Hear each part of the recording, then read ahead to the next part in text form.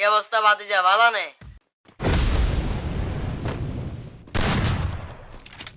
চোরের বাচ্চা! এই বাস্টার্ড! কি বললি? এই এই কুত্তার বাচ্চা! এই তুই কি বললি? তুই কি বললি? এই তুই কি বললি?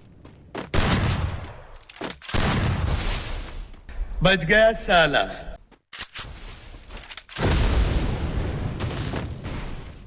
আমার ভুল হয়েছে, ক্ষমা করে দেন। রাবণ ক্ষমা করে দিতে শুরু করলে